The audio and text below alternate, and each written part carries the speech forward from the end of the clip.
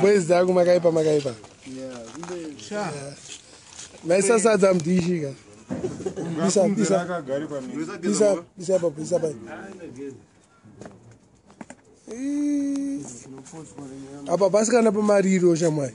Pakazona akuna munhu wese akabata nyama mumaoko hapana munhu arimbomhanyisa munhu wageza maoko kuti nyama munhu wese akabata nyama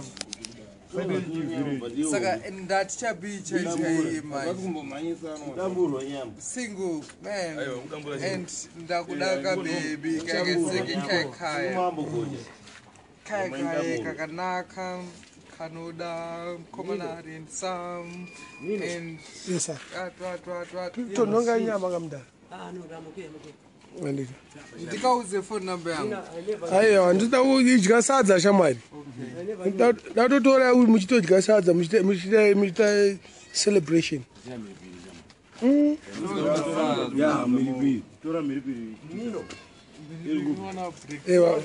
Sometime back.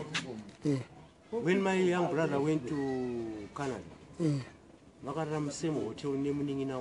is it you? It was me.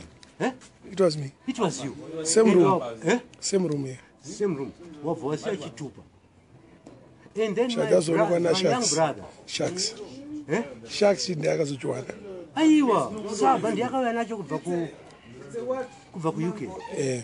Awanacho Noti. Dad. In the Munumpo Yakasi him one room in the Hata. And I came and I gave. Now I don't know what I gave you now. No sharks.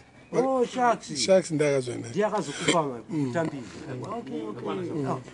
I think it was 1991. You know, all that. No, today.